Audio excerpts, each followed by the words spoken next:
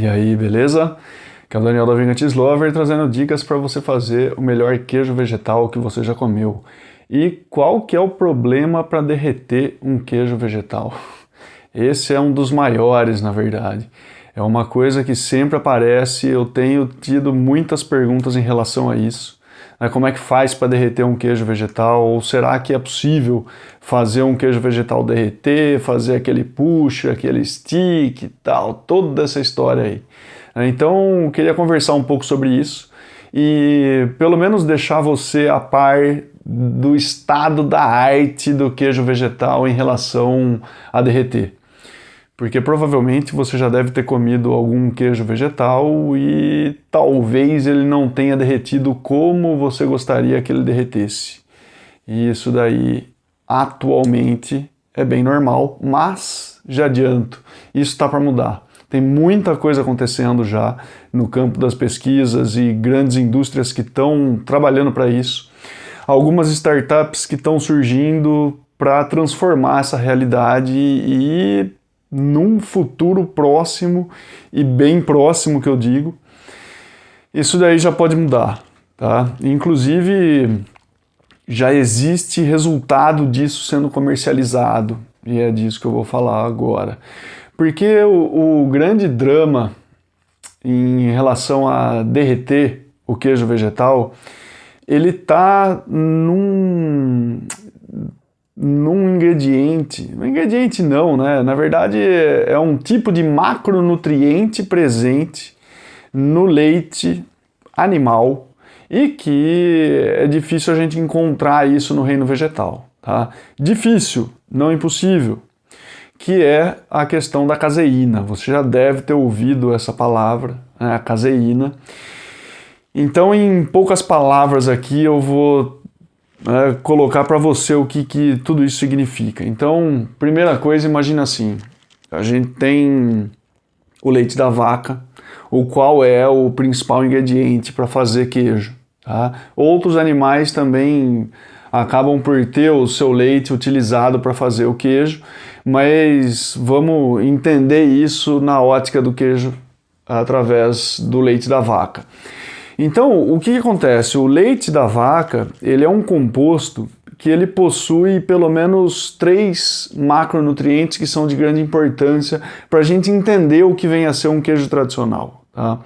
E isso daí diz respeito à proteína, à gordura, açúcar e depois tem pouca coisa além disso e o resto é água. Tá? Então, para colocar em alguns números, vamos pensar o seguinte, de 100 gramas de um leite de vaca, a gente tem mais ou menos 3 gramas que é proteína. Depois, 3 a 4 gramas que é gordura, e essa gordura é saturada. Tá? Para quem presta bastante atenção em relação à saúde, coisa assim e tal, boa parte dessa gordura é saturada. E depois entre 4% e 5% mais ou menos é carboidrato. Né? Agora, o que esses nomes querem dizer? No carboidrato, a gente tem os açúcares, tá? O representante dos açúcares ali. E é aí que está a lactose. Tá? Então a lactose ela é um tipo de carboidrato. Ou seja, tem gente que não consegue mais consumir a lactose porque o corpo já não consegue lidar com isso. Ou seja, desenvolveu alguma certa intolerância ou já nasceu com uma intolerância. E isso está sendo cada vez mais comum nos dias de hoje. Né? Tem bastante gente que está percebendo que, sei lá, sofre algum desconforto estomacal, de repente tem dor de cabeça, tem até o intestino responde de uma forma um pouco diferente quando algum laticínio é consumido, principalmente na forma do leite. Né? E porque o queijo, na questão da lactose, e eu já vou chegar na caseína, mas a questão da lactose ela é um pouco diferente do queijo e do leite, né? E a caseína é completamente diferente, e eu já vou dizer por quê. Porque assim, a lactose, ela é um açúcar. E as bactérias que fermentam o leite para transformar isso em queijo, elas consomem a lactose. Então, a quantidade de lactose que tem num leite, num queijo, ela vai ser menor. Quanto mais esse queijo seja envelhecido, menor vai ser a quantidade de lactose. Então, pode ser que tenha gente aí que, queijo mais duro, eu até consigo comer, mas um queijo mole já faz mal para mim. Esse é o ponto da lactose. Tá? Num queijo mais envelhecido, ela já foi praticamente consumida. Num queijo mais jovem, não. Num leite, está totalmente presente. Então, quem consome esse tipo de produto e tem uma certa intolerância à lactose, pode perceber essa diferença. A caseína já é diferente, porque a caseína, ela é uma proteína. Tá? E do que eu falei ali, mais ou menos 3% é proteína no leite da vaca, desses 3%, 80% é caseína. Ou seja, do que tem de proteína num leite de vaca, boa parte dessa proteína é a caseína. E a caseína ela é uma proteína muito importante, porque ela é que é a responsável por fazer o queijo esticar, por fazer o queijo derreter, por dar essas características e outras mais, né, inclusive em relação a sabor, num plano mais prático e sensorial, tá? E depois, numa questão um pouco mais viciante da coisa, porque essa caseína, depois tem a fermentação acontecendo ali, o que acontece? Pela acidez que a própria fermentação ela promove naquele meio, porque as bactérias elas estão consumindo a lactose e transformando essa lactose em ácido lático principalmente, e depois outros compostos ali. Mas o que acontece é que com essa acidez, as proteínas elas começam a se juntar.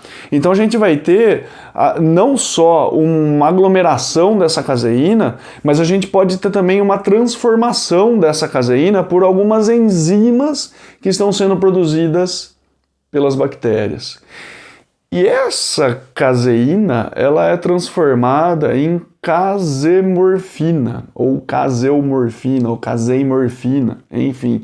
O importante é que a gente tem um novo produto que está surgindo aí através dessa fermentação e que o nome já induz a algo, né?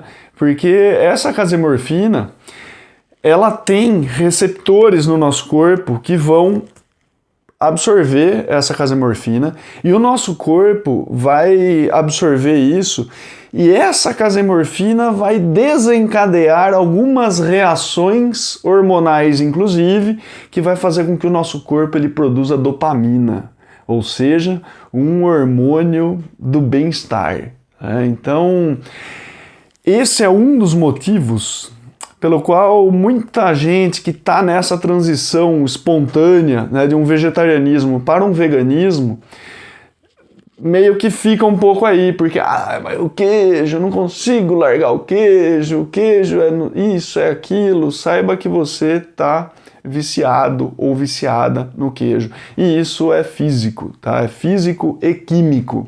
Isso daí é muito compreensível, mas tem como você contornar isso. É questão de uns 3 meses o corpo já consegue se ver livre disso. Então depois que quebra essa barreira dos 3 meses, é muito mais fácil você lidar com essa questão do que nesses 3 primeiros meses de abstinência, vamos dizer assim, que você vai passar por conta dessa dependência química que o corpo tem em relação ao queijo, tá? Agora, por que eu falei que a caseína é um pouco diferente da lactose? Porque o queijo ele é um concentrado do leite, né? Então o leite ele vai ser fermentado e tal, e depois ele é também dessorado. O processo de produção do queijo ele passa por uma dessora. Então o queijo ele perde bastante água, né? Ou nesse processo há uma perda de água muito grande, para que a gente tenha uma peça de queijo no fim das contas. Portanto, O queijo, ele é um concentrado do leite.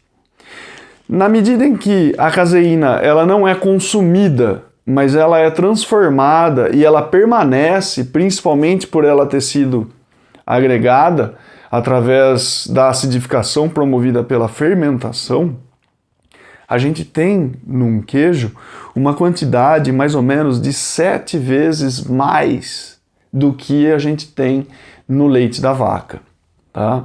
Então, e fora que no leite que está sendo consumido, essa caseína ela não foi transformada pela fermentação também, né? Então não tem esse poder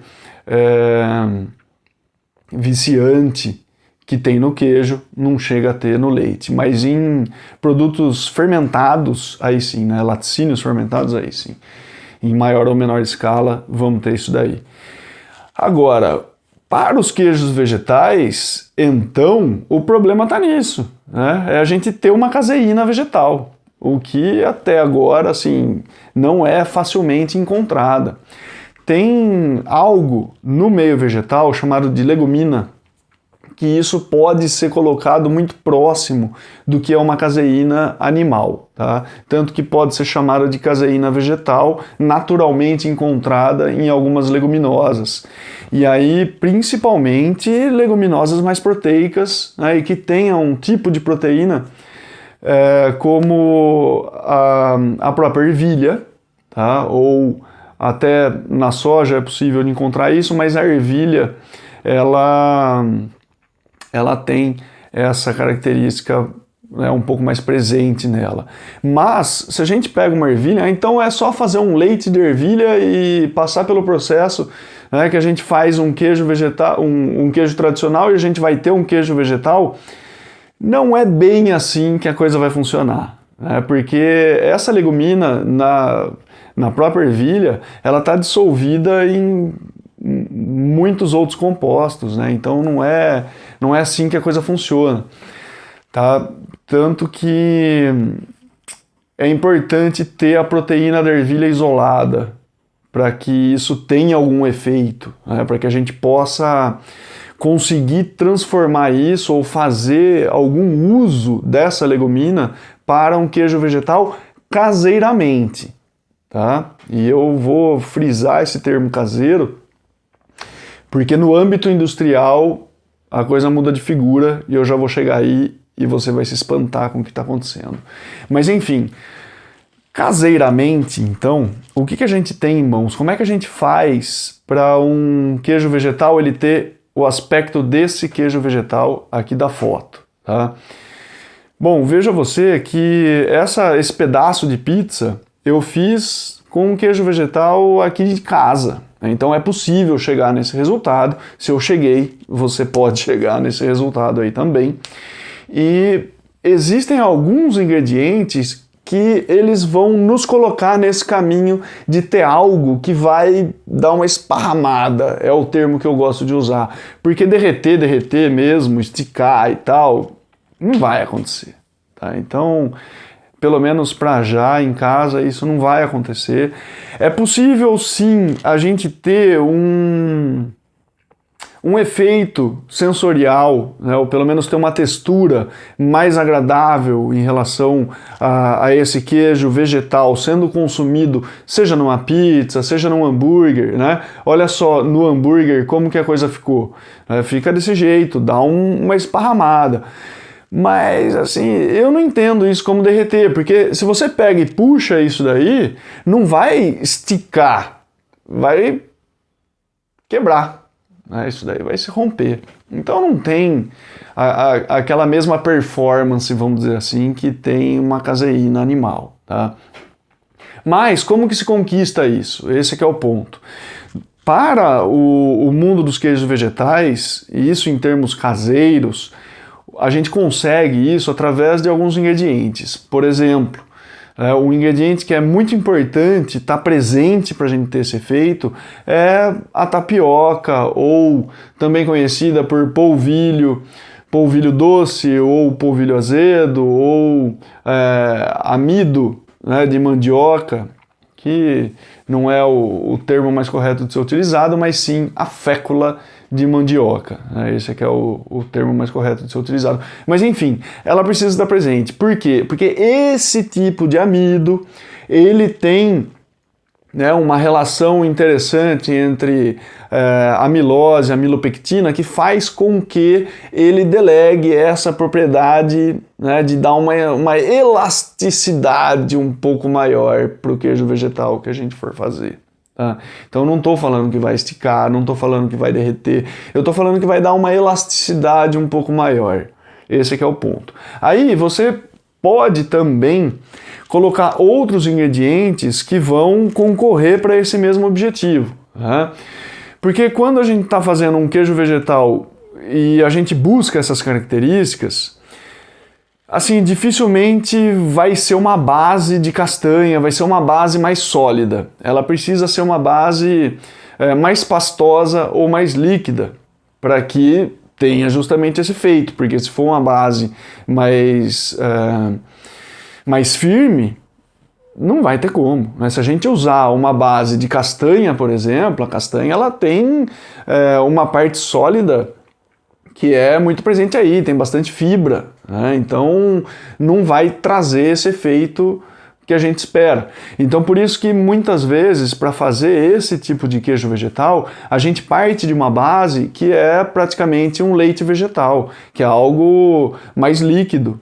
Tá? Ah, mas é possível colocar alguma coisa de castanha de caju, por exemplo? É possível, não tanto quanto para fazer um queijo vegetal cremoso ou, enfim, né, uma peça de um queijo vegetal, que daí você já usa praticamente a castanha de caju enquanto base. Então, uma vez que a gente usa algo mais líquido, algo mais pastoso, vamos precisar também de algo que deixe isso num formato mais sólido depois. E esse ingrediente pode ser um geleificante. Normalmente é a capa carragena que é utilizada, porque depois que ela vai pro calor, ela consegue voltar àquele estágio inicial dela, ou seja, é possível então aquele efeito de esparramar. Só que, se a gente está usando uma base que ela é um pouco mais líquida e estamos usando, portanto, coloca aí um leite de soja ou um leite de amêndoa ou qualquer leite vegetal, esses leites vegetais eles carecem um pouco de gordura para a gente ter aquela sensação de untuosidade na boca. Tá? Então, uma vez que isso acontece, a gente precisa colocar uma gordura. A gente pode optar por um óleo qualquer, né? Tipo um óleo de girassol, um óleo de soja, né? Algum tipo desse óleo aí, ele vai dar essa característica mais untuosa, mas a gente pode usar algo em nosso favor, porque o óleo de coco, por exemplo, é gordura saturada sim. Ah, mas eu não quero usar gordura saturada, então usa óleo de girassol. Pronto. Né? Mas o óleo de coco, por ser uma gordura saturada, ele abaixo dos 25 graus Celsius, ele começa a se solidificar. Então, ele trabalha também para a gente ter uma peça que é possível de ser ralada depois, para a gente usar para gratinar, por exemplo. Ou tirar uma fatia e colocar essa fatia em cima de um hambúrguer. Então, o óleo de coco, ele vai favorecer esse resultado final mais sólido, juntamente com a capa carragena. Tá? E depois tem um outro ingrediente ainda que ele acaba sendo interessante para unir essa fase líquida e esse óleo que está sendo colocado, que é a goma xantana. A goma xantana ela é um emulsificante, né? Então ela ajuda a fazer a emulsão, ou seja, a juntar a parte líquida, aquosa, vamos dizer assim. Ah, mas é uma bebida vegetal. Mas é algo aquoso, né, nesses termos mais químicos que estamos utilizando aqui.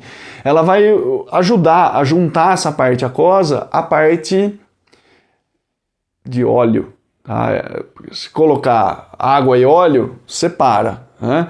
Então a gente precisa usar algum produto que junte isso, e a goma xantana ela faz isso muito bem. A goma xantana, assim como a lecitina de soja, ela também é possível de ser utilizada, mas a goma xantana ela também dá um certo corpo interessante ao queijo vegetal. Tá? Ela dá uma leveza um pouco maior para isso tudo, né? Um corpo mais leve.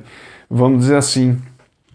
Então, com esses ingredientes é possível a gente chegar nesse resultado que eu mostrei já para você aqui.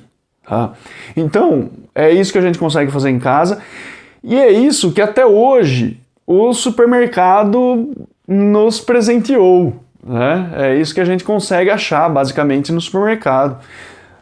Qualquer supermercado que a gente vá e tenha um queijo vegetal, é mais ou menos isso que a gente vai achar. Ou seja, um pacote ali de um produto que tem basicamente amidos, geleificantes, emulsificantes. Tá? É mais ou menos isso que vai estar lá. Óleo de coco e amido modificado. E por ser modificado esse amido, que é muito mais fácil dessa indústria colocar as mãos, né, e pra gente em casa é bem mais difícil, é que esses queijos vegetais do supermercado, eles vão ter um efeito mais interessante para esparramar. Né?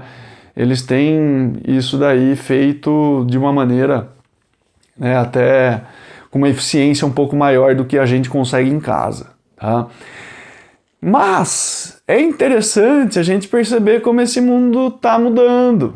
Né? Ou seja, primeiro, o consumo está crescendo, isso é o mais importante, tá? Porque é a demanda que vai dizer, né, o quanto de oferta que a gente vai ter. E se a oferta está crescendo, está se diversificando, está aumentando mesmo, é porque está tendo demanda. Porque do contrário, pode esquecer que isso não ia acontecer. Então, é justamente por essas empresas identificarem que está crescendo o número de pessoas que está querendo comprar esse tipo de produto e que até demonstra até uma certa insatisfação com esse tipo de produto que carece um pouco em gosto, é meio estranho e não entrega o que seria um queijo vegetal propriamente dito que se aproximasse de um queijo tradicional, é porque está tendo essas mudanças, é porque está tendo pesquisa envolvendo isso daí. Tá? Para ter uma ideia, tem uma empresa, acho que foi a primeira empresa, salvo algum engano aí, mas eu acho que não. Mas eu acho que foi a primeira empresa que proporcionou um queijo vegetal que tinha esse efeito de esparramar, eles diziam derreter, né? Mas enfim. É a empresa chamada Daiya. É uma empresa canadense. Eu, em 2016, quando eu estava no Canadá, eu consumi bastante esse queijo vegetal aí.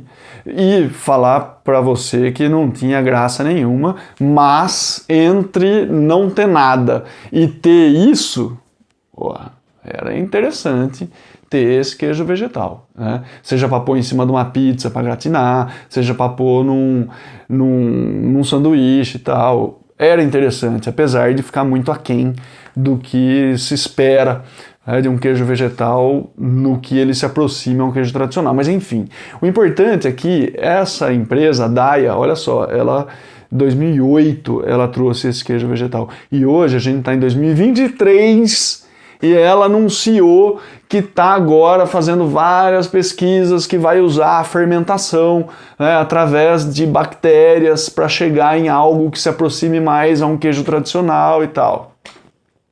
Maravilha. Estamos falando de uma empresa grande, bem estabelecida no mercado, que agora, depois aí de 15 anos, que está trazendo essa novidade, entre aspas. Né? E eu digo entre aspas porque em 2012 a Miyoko Shiner lançou um livro, Artisan Vegan Cheese, no qual ela trazia receitas de uma base vegetal sendo fermentada por um starter chamado Rejuvelac, que você já deve ter ouvido do Rejuvelac, que é uma bebida probiótica muito comum na alimentação viva e tal, e ela traz isso daí para o mundo dos queijos vegetais com algumas receitas que dava para fermentar com o Rejuvelac 2012. Tá? E agora que estão algumas empresas aí achando que descobriram a roda, mas não. Mas é o que é. Então, pelo menos agora percebendo que existe uma possibilidade financeira de se fazer queijos vegetais fermentados para atingir em escala e em um grande público. Tudo bem. Porque até então, o que a gente tem de queijos vegetais fermentados no mercado são pequenas empresas, tá? Porque, claro, isso daí ainda assim é muito custoso. Não é da noite pro dia que fica pronto. Tá? E esses queijos vegetais que essas grandes empresas produzem, sim, é da noite para o dia que fica pronto. Por isso que estão muito bem estabelecidos e ganhando o que estão. Mas um queijo vegetal fermentado que vai ser servido, né, ou ser vendido numa peça, por exemplo, isso daí já custa dias de processo, semanas de processo. Pelo menos umas 3 semanas você vai precisar para que ele cure e possa ser vendido como um queijo vegetal fermentado, para que tenha uma textura interessante, para que tenha um sabor bem desenvolvido. Então, empresa grande que produz em grande escala é mais difícil de chegar nisso. Por isso que são pequenas e médias empresas que estão oferecendo esse tipo de produto hoje em dia. Porém, e agora sim vem a grande jogada, né? Qual é o estado da arte que a gente tem hoje em dia? Bom, tem empresas que estão hoje em dia buscando fazer uma caseína que seja feita à base de plantas, tá? Isso mesmo. Tentar ler o que essa proteína ela tem no seu âmbito molecular para que seja reproduzida de uma maneira vegetal, tá? Ou seja, com base em vegetais. Como que isso é possível de ser feito? Isso tem algumas maneiras, né, que é possível de fazer. Então, tem uma caseína vegetal, tem uma empresa que chama PureTure, né, em Nova York. E essa empresa, ela está fazendo uma caseína vegetal que é a base de uma fermentação. A fermentação, ela está presente em algumas tecnologias para produzir a caseína. Mas a PureTure, ela usa uma fermentação mais tradicional, e isso é um ponto importante no que eu vou desenvolver daqui para frente. Porque essa fermentação mais tradicional, ela não usa bactéria, ela usa levedura, tá? Só que esse ponto, ele é importante porque ela não se utiliza de organismos geneticamente modificados, ao passo que outras tecnologias, sim, elas vão usar de organismos geneticamente modificados. E aí depois é uma outra discussão, cada um vai ter mais ou menos a sua opinião aí sobre organismo geneticamente modificado e tal, não é aí que eu quero entrar, o que eu quero é só trazer o que está acontecendo, tá? Essa parte, se é bom, se não é e tal, isso aí depois cada um pensa, você pode comentar e escrever o que você acha, se acha legal, usar isso ou não. Mas enfim, a PureTure, ela não usa organismo geneticamente modificado, tá? E ainda assim, ela está desenvolvendo um tipo de caseína vegetal que, em termos de performance, né, do que ela faz de esticar e de derreter, é basicamente idêntico ao que a caseína está fazendo. Mas isso daí não é só algo da PureTure, que está lá em Nova York e está fazendo isso daí. Mas também tem várias outras empresas que também estão desenvolvendo a caseína vegetal, só que por uma outra tecnologia, como eu falei, se utiliza sim de organismos geneticamente modificados, que é a chamada Precision Fermentation, tá? Ou tradução livre minha aqui rapidamente, é uma fermentação de precisão, vamos dizer assim, tá? A Precision Fermentation. E aí já tem algumas empresas que estão utilizando essa tecnologia para fazer esse tipo, né, de caseína vegetal, né? Por exemplo, a New Culture, que é dos Estados Unidos também, ela já chegou a produzir essa proteína vegetal, né, essa caseína vegetal. Ela já chegou a produzir um tipo de mussarela vegetal com essa caseína vegetal e está sendo feito numa pizzaria em Los Angeles. Você tem a Pizzeria Mozza, que eles estão vendendo, comercializando pizzas com essa mussarela. Por enquanto, assim, a escala de produção não é tão grande da New Culture, mas eles estão já no empenho de querer aumentar essa produção aí.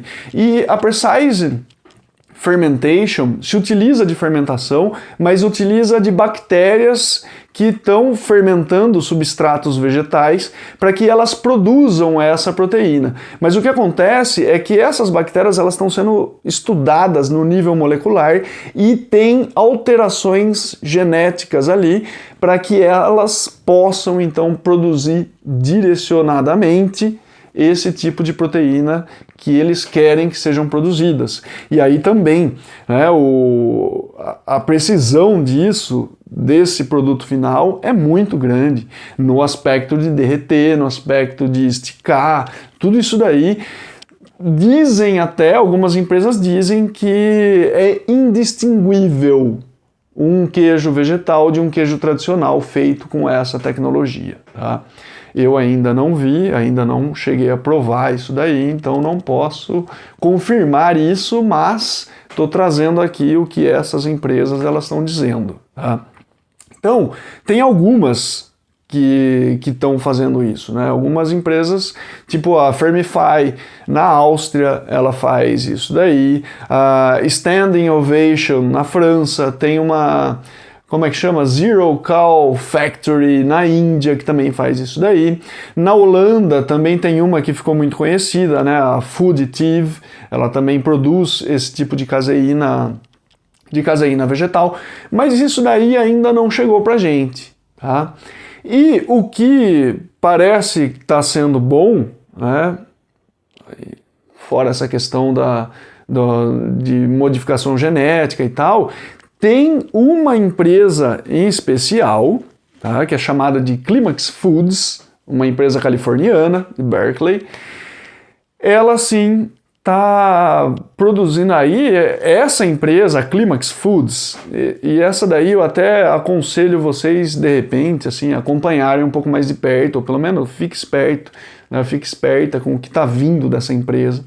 Porque essa Climax Foods, ela tem uma tecnologia um pouco diferente.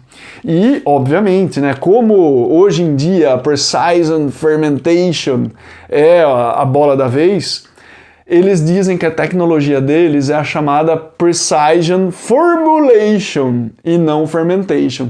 Porque eles não estão usando essa fermentação que vai ali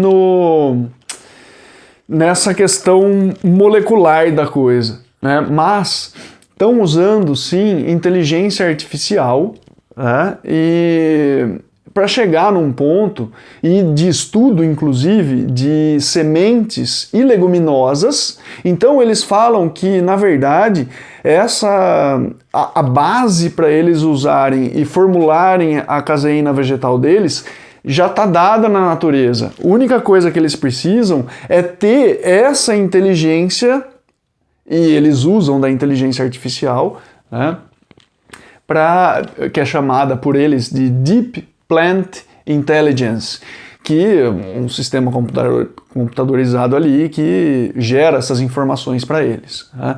Então eles conseguem chegar também nesse âmbito molecular, mas não é por modificação genética. É só uma questão de estudarem essas bases e conseguirem fazer o devido recorte nas sementes e nos legumes para que eles possam ter então essa caseína vegetal. E essa tecnologia que eles estão usando é mais barata, segundo eles mesmos, do que a Precise Fermentation, que já é um nível de gasto um pouco mais elevado, e inclusive o tempo que eles levam para desenvolver essa caseína vegetal também é um tempo bem mais curto do que esses concorrentes eles estão usando. Então por isso que eu estou falando, a Climax Foods ela pode trazer uma revolução, né, uma micro-revolução, enfim, o que quer que seja, né, mas trazer grandes transformações para esse mercado nesse sentido. É claro que cada empresa que está desenvolvendo, eles estão, né, segurando, não estão disseminando esse conhecimento, estão muito pelo contrário, né, fechando isso daí. Mas o importante é que essa caseína vegetal da Climax Foods, ela é parecida com a caseína animal, mas como não é molecularmente exata como a Precise Fermentation dessas outras empresas estão desenvolvendo, esse é que é o grande ponto.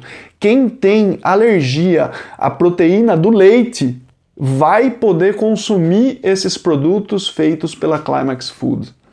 Coisa que não vai dar tão certo pela Precise Fermentation, porque como eles vão buscar no nível molecular a exatidão, quem tem alergia à proteína do leite de vaca vai ter a alergia a essa caseína que está sendo produzida por essa tecnologia de Precision Fermentation, mas não pela Precision Formulation, que é a da Climax Foods. Essa empresa californiana que vai trazer aí, ela já está comercializando os queijos vegetais, tá?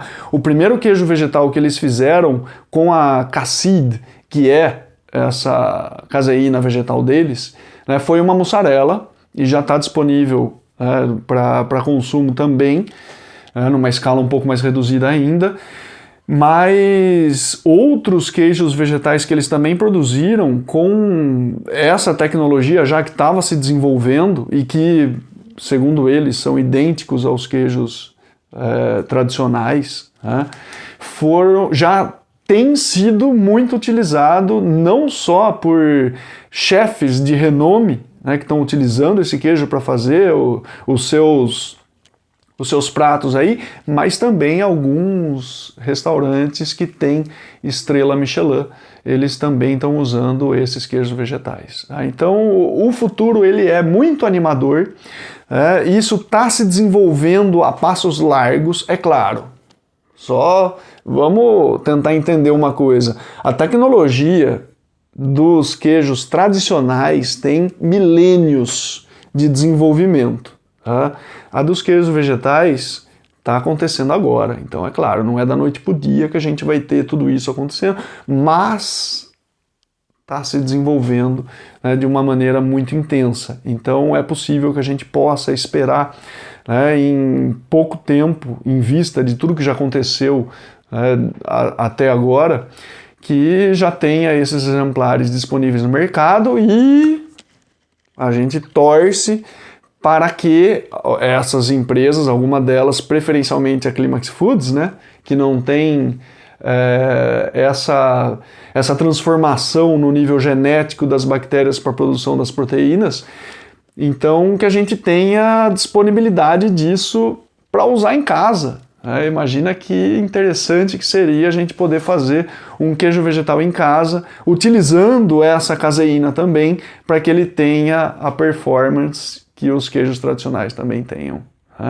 Então, é isso aí.